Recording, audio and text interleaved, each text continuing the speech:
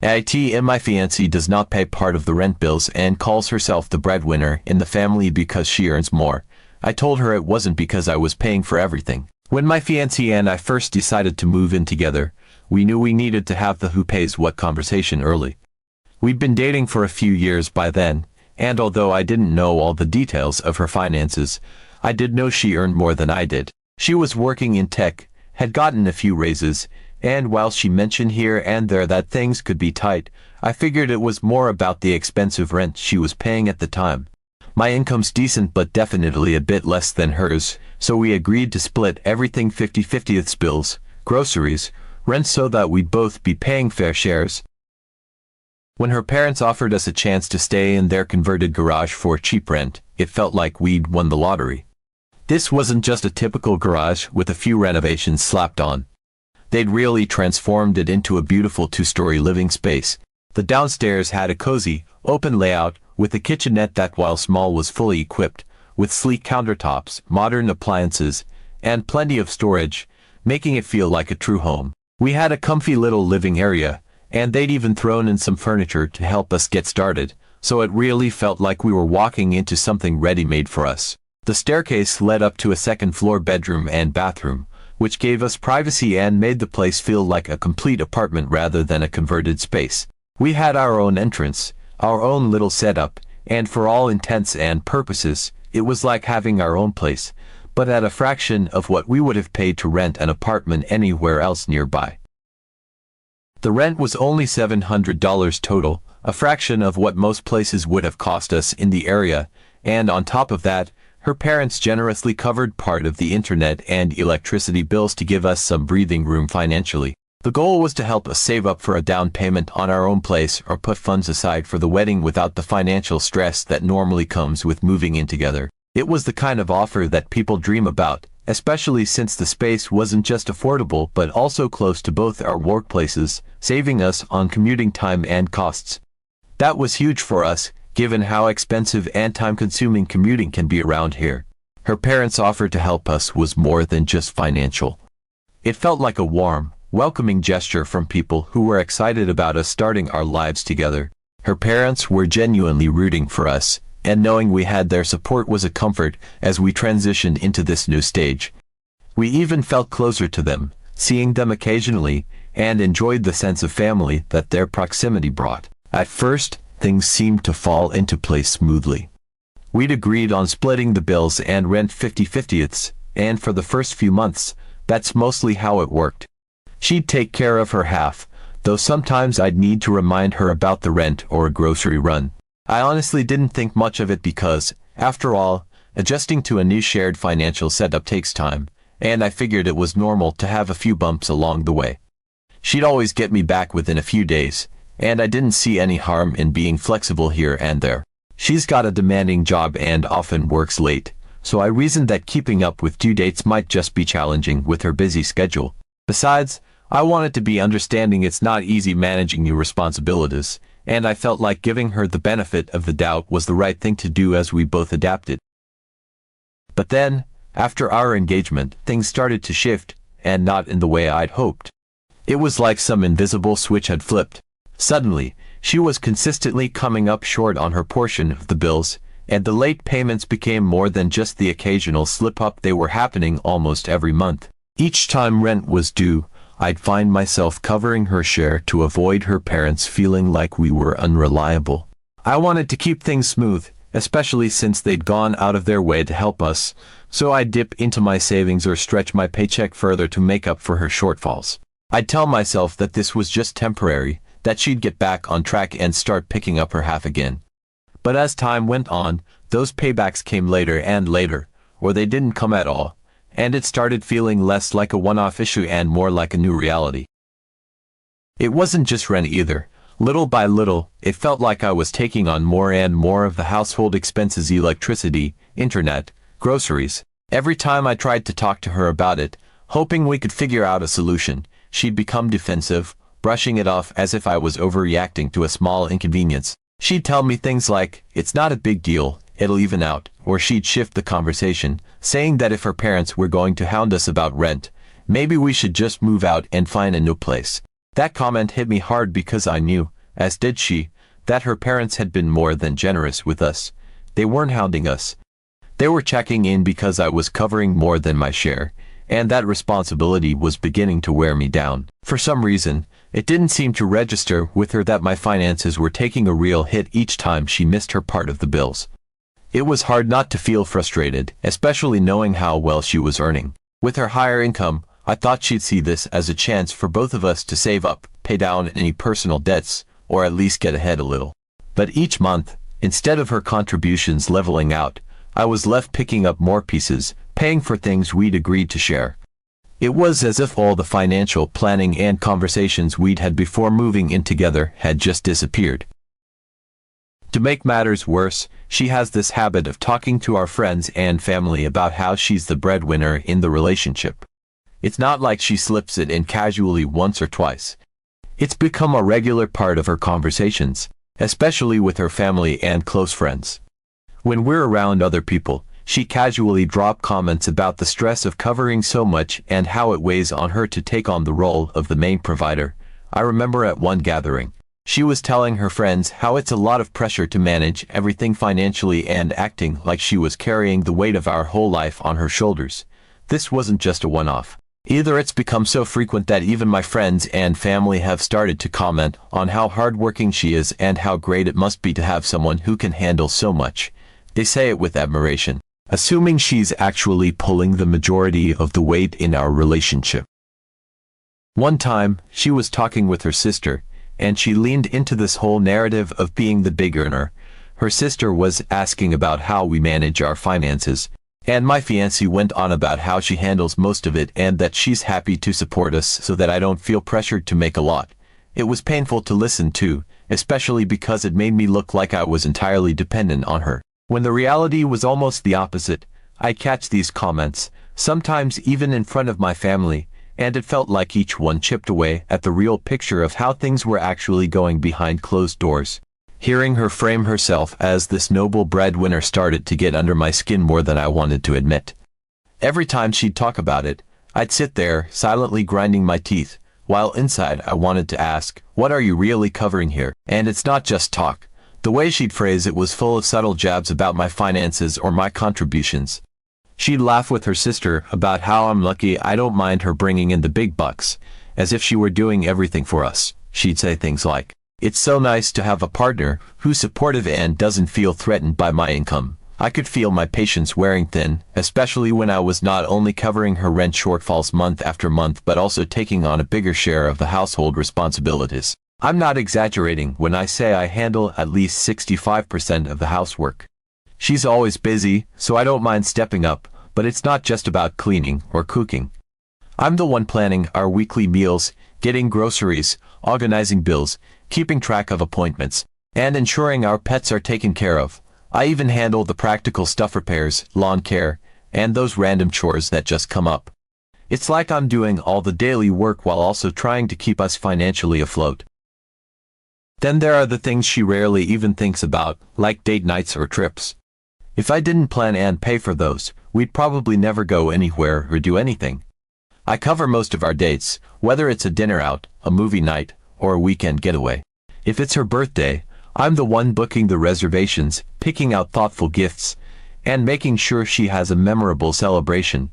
For holidays, I'm the one making sure we're prepared, decorating, organizing events, and yes, buying most of the gifts.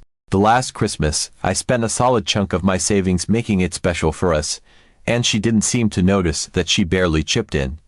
Even when we went on a weekend trip last year, I was the one who booked the place, paid for gas, and handled the little extras. And yet, she continues this main provider act, leaving me feeling like I'm stuck in the role of the invisible supporter. At first, I held back from bringing it up because I didn't want to create tension. I'd tell myself, it's just a phase, or, she starts sorting things out soon. But as time went on, it was clear this wasn't going away. The breadwinner talk kept coming up, and it was becoming a sore point for me. She was putting out this narrative to everyone else while I was quietly taking on more of the load.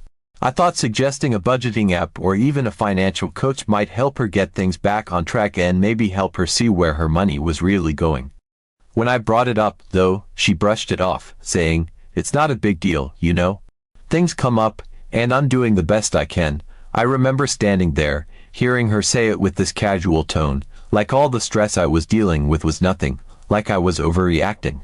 She wasn't seeing the impact on me at all. But then a few days ago, we were at a family get-together.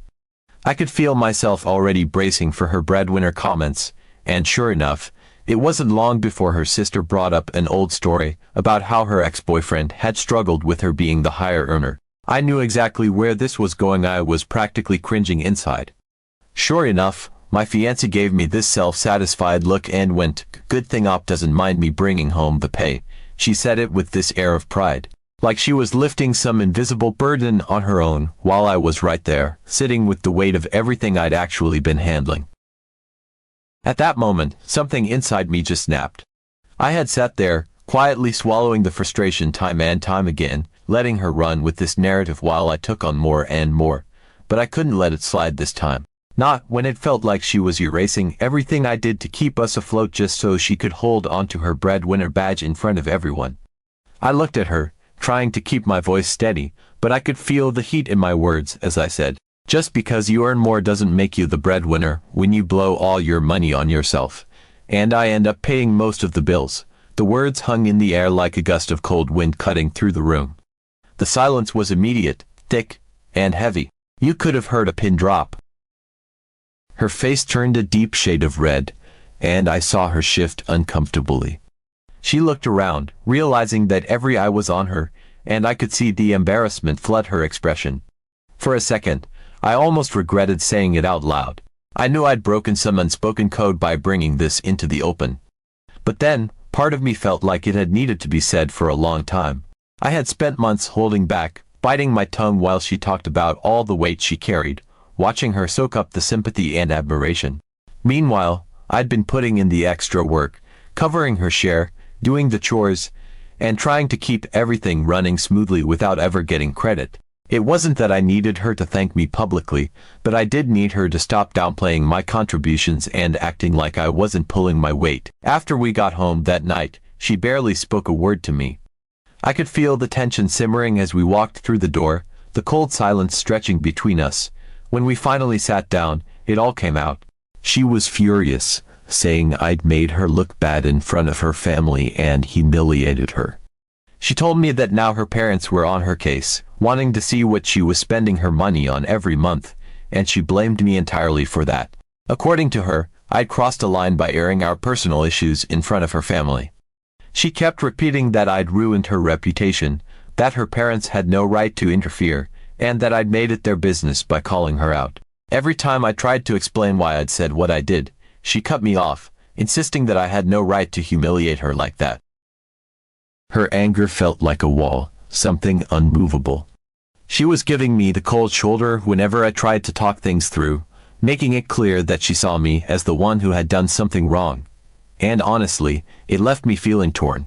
On one hand, I could see why she felt embarrassed and defensive. No one likes to be called out in public, especially about something personal. But on the other hand, I couldn't shake the feeling that this was the wake-up call she needed.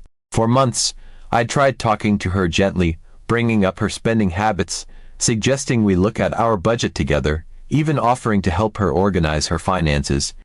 Each time, she'd brushed me off, made excuses, or dismissed it like I was the one being unreasonable. Deep down, I didn't want to be the person who constantly nagged her about money. I love her, and I'm genuinely proud of what she's achieved at work, the promotions she's earned, and the success she's had. But every time she paints herself as this sole provider in front of others, it's like she's rewriting the reality of our relationship and erasing all that I contribute, both financially and in terms of effort. When she stood there, accepting praise for being the main source of income and joking about how lucky I was, it was like a slap in the face. It made me feel invisible, like everything I do to keep us going was irrelevant. I didn't want to embarrass her, but I also couldn't sit by while she built herself up at my expense. Since then, it's been nothing but tense conversations and cold stares. She keeps bringing up how hurtful my comment was, how I've damaged her relationship with her parents, and how she now feels pressured to justify her spending to them. She says she feels betrayed, that I'm supposed to be her partner and not someone who exposes her. But what about me? What about the months I spent covering for her, doing extra to keep things balanced, or the times I had to explain to her parents why rent was late and why I was the one handing over the money?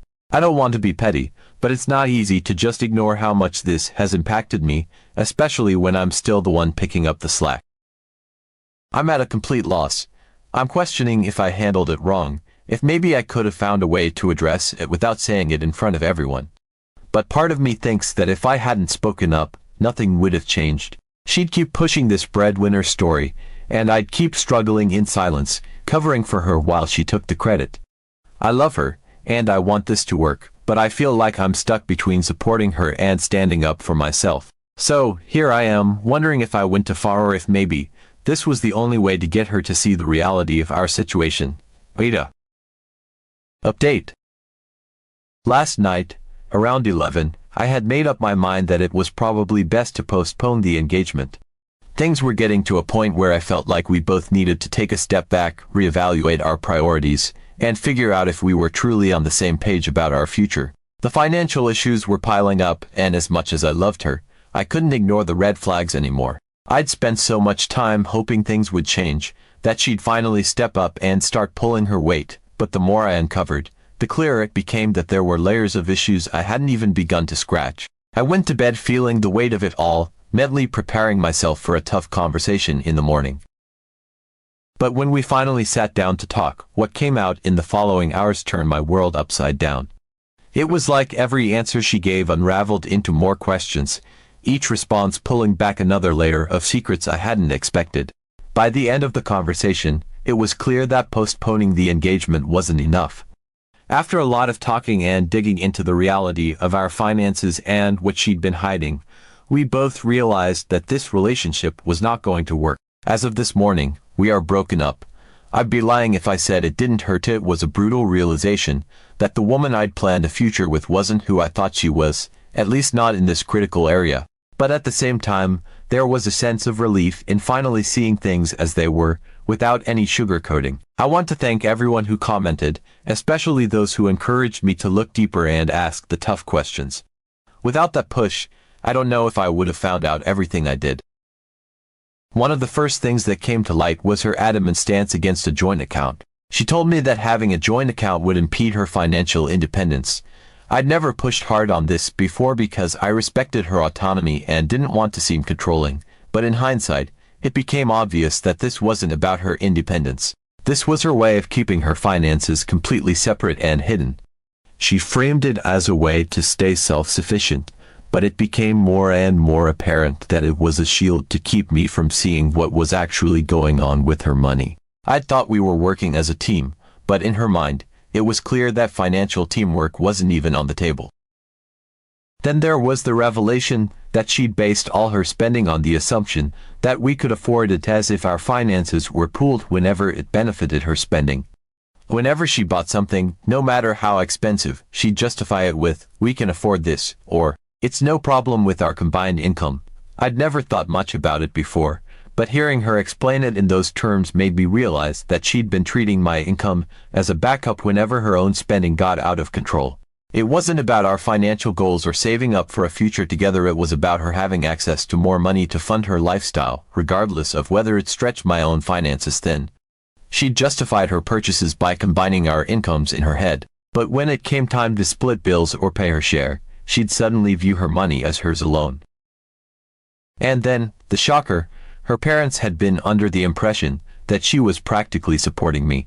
When we spoke to her parents after the initial argument, I learned that she'd told them she was not only paying her share of the rent but also covering my student loans, my car payment, my phone bill, and even the vacations we'd taken together. I couldn't believe it when I heard them say those words, and I could only imagine what they'd thought of me all this time. She'd painted this image of herself as the primary provider, taking on all these expenses for us, which couldn't have been further from the truth. Not only had she deceived them, but she'd also allowed them to believe that I was financially dependent on her, which explained a lot about some of their comments and attitudes toward me. It was a complete betrayal, one that shook my faith in our entire relationship. The next piece of information was almost as bad. She hadn't actually been evicted from her previous apartment, but she'd been so chronically late with her rent payments that her landlord had decided not to renew her lease. This was news to me, as she'd made it seem like she'd left voluntarily, ready to start fresh in a better place. She'd talked about her old apartment like it was just a stepping stone, but the truth was that her unreliable payments had forced her out. And suddenly, her reluctance to move into a bigger apartment with me made sense. It wasn't about wanting to stay at her parents' place to save up. It was because she knew she'd struggle to keep up with the rent somewhere else. All those times she dodged conversations about moving were because she couldn't afford it and hadn't wanted to admit it. The final nail in the coffin, though, was her take-home pay. She'd told me about her income before, but when I asked for clarity, she finally admitted that the amount she'd given me was before her wage garnishment kicked in. She was dealing with significant debt she'd never mentioned, and debt that had led to a portion of her paycheck being garnished every month. The number she'd thrown around about her income was a pre-tax, pre-garnishment figure that didn't reflect her actual take-home pay at all. She'd been so deep in debt that she'd resorted to some side hustles online just to make up the difference. She'd been hiding the truth about her finances from me, from her family, from everyone, really. I felt blindsided, like I'd been sharing a life with someone who was only showing me a fraction of herself. In the end, I got the ring back. It felt like a small consolation after everything that had come to light, but I knew it was the right decision. The relationship I'd thought I had wasn't real, not in the way I'd believed, anyway. This morning, I packed up my things, and I'm taking some time to process it all, to reflect on what I want for my future and make sense of the mess I've just been through. It's painful, but at least now I can start working towards something genuine. Thank you again to everyone who shared their thoughts and advice. I'm taking some time for myself now, and I won't be responding to any more comments.